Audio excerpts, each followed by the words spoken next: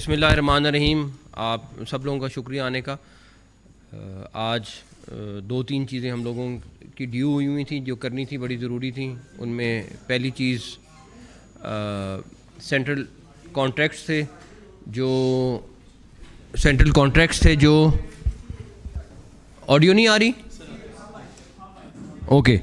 Central contracts تھے جو کافی دنوں سے ڈیو ہوئے تھے، اور اس پہ سلیکشن کمیٹی نے بڑی محنت سے کام کیا، اور میں کریڈٹ دوں گا پوری سلیکشن ٹیم کو جنہوں نے ایک ایک کیس کو اچھی طرح گو تھرو کیا، اور اس کے بعد ایک فائنلس جو لسٹ ہے وہ آج صبح انہوں نے ایشو کی ہے.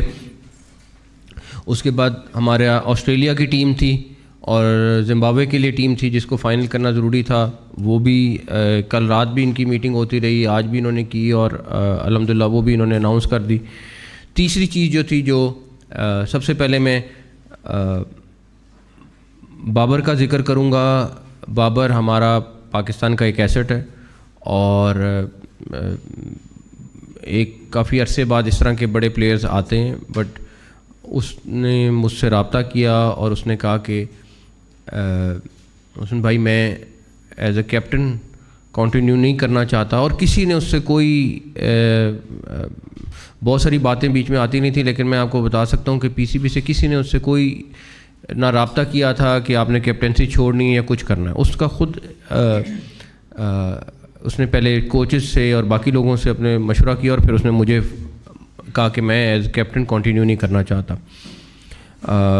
اس کا جو بھی فیصلہ تھا وہ اپنی گیم پہ زیادہ فوکس کرنا چاہتا ہے، اور ہم سب کی خواہش ہے کہ وہ اپنی فارم میں واپس آئے اور اسی طرح کی پرفارمنس دے جس طرح کی وہ ماشاءاللہ سے پہلے دیتا رہا ہے. تو اس کے ڈیسیژن کے بعد ہم ڈیفینیٹلی ہم نے اپنا انٹرنلی مشاورت شروع کی. میں نے 5 مینٹورز کے ساتھ اور 5 سلیکشن کمیٹی کے ممبرز کے ساتھ اس کے اوپر بڑی ڈیٹیل میں ڈسکشن کی، اور سب لوگوں کا یہ تقریباً مشترکہ یہ رائے تھی کہ رضوان جو ہیں وہ بابر کے بعد کیپٹن بننے چاہیے، اور آغا جو ہے وہ وائس کیپٹن. تو یہ مینٹورز اور سلیکشن کمیٹی کی میجورٹی کا یہ ڈیسیژن تھا، اور ہر ایک نے اپنی اپنی علیحدہ علیحدہ رائے دی. اور اس ساری رائے کو دیکھتے ہوئے میں ڈیفینیٹلی میری رضوان سے پھر کل تفصیلاً بات ہوئی، ڈیٹیل میں ملاقات ہوئی، اور یہ سلیکٹرز وغیرہ کی بھی ان کے ساتھ بات چیت چل رہی تھی، پھر سلمان سے بھی بات چیت ہوئی. تو ہم نے یہ فیصلہ کیا ہے کہ یہ کیپٹنسی جو ہے یہ رضوان کے سپورٹ کریں، اور میری یہ نیک خواہشات اور دعائیں کہ اللہ تعالیٰ ان دونوں کو اور پوری ٹیم کو اور سلیکٹرز کو کامیاب کریں. جو سپورٹ چاہیے وہ ہم دیں گے. میں آج بھی ایک چیز کا بلیو کرتا ہوں کہ ہمیں ینگ ٹیلنٹ کو موقع دینا ہوگا، ہمیں اپنے ڈومیسٹک کرکٹ کو عزت دینی ہوگی، اور ہم جتنا بھی کر لیں جب تک اس ینگ ٹیلنٹ کو ساتھ ساتھ لاتے نہیں رہیں گے اور ایک جگہ پہ جا کے رک جائیں گے تو رزلٹ اسی طرح کے آئیں گے. تو اس کے لیے میرا خیال ہے کہ میں اگر عاقب کی اور ساری سلیکشن ٹیم کی وہ اپریشیٹ نہ کروں کہ جس طریقے سے انہوں نے آخری 2 ٹیسٹ میچز میں محنت کی ہے، اور کس طریقے سے انہوں نے میں آپ کو بتا نہیں سکتا کہ 2 دن نان سٹاپ یہ کام کرتے رہیں، اور اس کے بعد ڈیفینیٹلی ٹیم نے بھی پرفارم کیا، لیکن اس جیت کے پیچھے اس سلیکشن کمیٹی کا بہت بڑا ہاتھ ہے. تو ان کو اپریشیٹ کرنا بہت ضروری ہے. سلیکشن کمیٹی اور کیپٹن اور کوچز وغیرہ مل کے انشاءاللہ تعالیٰ ایک اچھے کمبینیشن کے ساتھ آگے آسٹریلیا بھی کھیلیں گے، اور زمبابوے بھی، اور آگے ساؤتھ افریقہ بھی. تو اس کے بعد میرے خیال ہے میرے سے زیادہ آپ کے سوالات عاقب سے اور رضوان سے اور آغا سے ہوں گے، تو بٹ جس کے بھی ہوں گے، بٹ میری دوبارہ سے نیک خواہشات سب کے لیے. Thank you. السلام علیکم. علیکم سر، رانا ساجد 7 نیوز TV سے. سر سب سے پہلے تو مبارکباد کہ انگلینڈ کے خلاف ہم نے کم بیک کیا اور بڑا زبردست سیریز بھی جیتی، اور بہت زیادہ کرٹیسائز کیا جا رہا تھا اور ایون یہاں تک آ گیا کہ آپ کو کرکٹ کا بالکل پتہ نہیں ہے، لیکن آپ نے کہا وقت آنے پہ جواب بھی دیں گے. اور یہ سارا جو ٹینیور تھا آپ نے بڑے تحمل سے برداشت بھی کیا اور ساری چیزیں کی. اب تاثرات کیا ہیں؟ اور اسپیشلی کیپٹن وائس کیپٹن کی اناؤنسمنٹ تو ہوگی، سلیکشن کمیٹی موجود ہے، تو کیا چیف سلیکٹر کی اناؤنسمنٹ کا بھی کوئی پلان ہے یا اس کو بھی ہم اس پہ رکھیں گے؟ کہ تھینک یو. میں کسی کو پرانے وقت کو کرٹیسائز نہیں کرنا چاہتا، لیکن دیکھیں اس ٹائم پہ بھی کل بھی ہم بیٹھے ہوئے تھے، کسی ایک کیٹیگری کے ہمیں پلیئرز چاہیے تھے.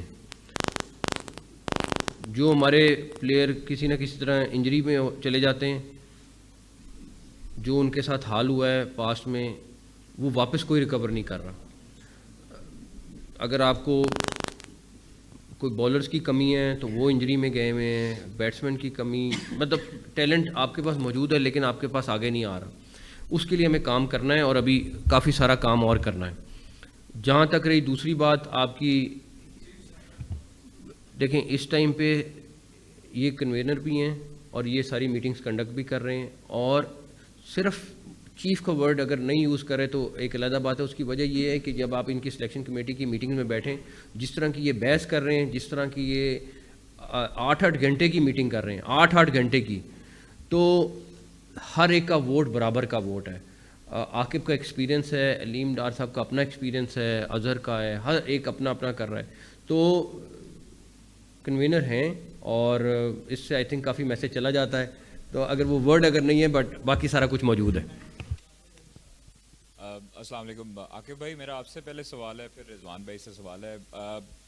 پاکستان میں یہ سمجھا جاتا تھا کہ راول پنڈی کی جو پچ ہے وہ کبھی چینج نہیں ہو سکتی. اس میں آپ نے ایسا کیا گڑ ڈالا کہ وہ چینج بھی ہوئی اور پاکستان کے حق میں رزلٹس آئے؟ جو پہلے جو لوگ کہتے رہے ہیں ان کو آپ نے ان کی پرسیپشن کو، ان کے عملی اقدامات کو بدلا. دوسرا رضوان بھائی آپ کو مبارک ہو سب سے پہلے کپتانی کی.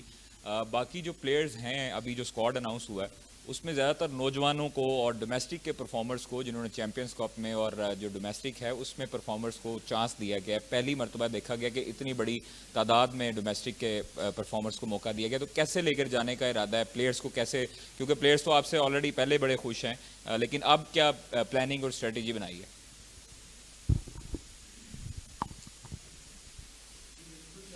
جیسے آپ نے دیکھا کہ ہم بھی سنتے تھے کہ پچز نہیں بنتی اور ہمارے پاس اس طرح کے اسپنرز نہیں ہیں، جس کو کہ میں سمجھتا ہوں کہ اگر آپ کو تھوڑا نالج ہو اور آپ ہول ہارٹیڈلی محنت کریں تو ساری چیزیں اچیو ہو سکتی ہیں. اور جس طرح سے محنت کی ہے گراؤنڈ سٹاف نے ملتان کے اور پنڈی کے، آئی تھنک کہ ہم سب نے مل کے یہ ایک ٹاسک لیا کہ یہاں سے ہم نے اسپن پچ پروڈیوس کرنی ہے، تو الحمدللہ وہ پورا ہوا. اور میرا خیال ہے کہ چیزیں ہو سکتی ہیں اگر آپ ہول ہارٹیڈلی محنت کریں.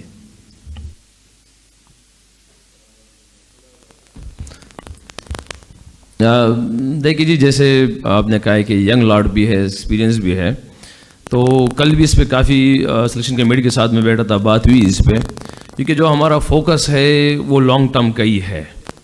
وہ ایسے نہیں کہ ہم شارٹ ٹرم پہ سوچیں ان چیزوں کو اور صرف انہیں کو موقع دیا جائے. کیونکہ اگر ہم بابی کی سیریز آپ دیکھتے ہیں، انہی میں آپ دیکھتے ہیں تو کہیں پہ کسی کے سینئر ہے، کہیں پہ جونیئر ہے، تو جو کمبینیشن ہم دیکھ رہے ہیں کہ ہمارے پاس جو بڑی ایونٹس ہے، تو شاید اس ایونٹ کے لیے ہمارے پاس ایسے کوئی ٹیم بن جائے کہ ابھی سے ہم ان چیزوں کو دیکھیں تو آگے کی سیریز جتنے قریب جاتے رہیں گے ہم اس کا زیادہ فوکس اس پہ ہوتا جائے گا. تو اس لیے ہمارا جو کمبینیشن ہے میرے خیال سے بالکل پرفیکٹ بنا ہوا ہے الحمدللہ. چیئرمین صاحب، سلیکشن کمیٹی بہت بہت مبارک ہو ٹیسٹ سیریز جیتنے پر. سوال عاقب بھائی سے یہ سوال ہے کہ آپ نے ایک فارمولا بتایا ٹیسٹ کرکٹ میں جیتنے کا اور ہم نے دیکھا کہ ہم جیت گئے. سوال یہ کہ وائٹ بال کرکٹ جیتنے کا فارمولا آپ کے پاس کیا ہے؟ کیونکہ ہم نے ٹیسٹ میں تو یہ دیکھ لیا، اور کیونکہ وائٹ بال میں بھی ہم مسلسل ہار رہے ہیں، T20 ODI. اینڈ رضوان آپ کو بہت بہت مبارک ہو، پاکستان ٹیم کی قیادت کرنا اعزاز کی بات ہے. کیا مائنڈ سیٹ ہے آگے سب جونیئر اور سینئر کو ساتھ ملا کے چلنے کا؟ Thank you.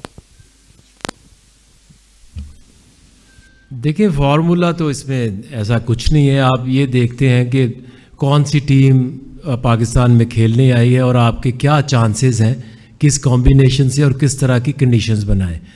वो ये पहली दफ़ा भी नहीं बनी और बाकी जो मुल्क हैं वो भी ये सारा कुछ करते हैं. तो अपने होम एडवांटेज का फ़ायदा उठाना चाहिए.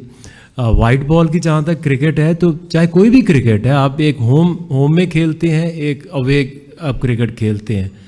तो वाइट बॉल में हम सब जानते हैं कि जो फिटनेस है वो टॉप प्रायोरिटी होनी चाहिए और स्किल भी होनी चाहिए. सो आई थिंक जो composition and bowling and batting उसको हम डेवलप करें और I think Pakistan I can see a good future even in white ball cricket as well. आपका जो सवाल से सेम ही रहता है उसके जो यंग और सीनियर्स है. अगर आप अभी रिसेंटली चैम्पियंस कप हमारा देखिए जो टूर्नामेंट हुआ है, आपको बहुत सी चीज़ें उसमें नज़र आ गई होंगी कि यार हम कहाँ पे डिफरेंस हमारा यंग और सीनियर प्लेयरों में है. तो मेरे ख्याल से जो बेस्ट चीज़ अभी देखने को जो, क्योंकि मैं अभी इन हुआ हूँ मेरी मीटिंग्स वगैरह में चेयरमैन साहब के साथ, मेंटोर्स के साथ, सिलेक्शन कमेटी के साथ, तो जो सबसे बेस्ट चीज़ लगी है ना कि सिलेक्शन कमेटी और मेंटोर एक पेज पे आने की कोशिश कर रहे हैं कि हम जिस तरह हमारे यंग जो टैलेंट है उसको कैसे करीब किया जा सकता है, सीनियर के इंटरनेशनल के स्टैंडर्ड के बराबर किया जा सकता है. तो सब इस टाइम हमारे सबसे बड़ी प्रायोरिटी ये चीज़ है कि हमारे जो यंग टैलेंट है उसको इंटरनेशनल लेवल पे ले जाया जाए. उसके बाद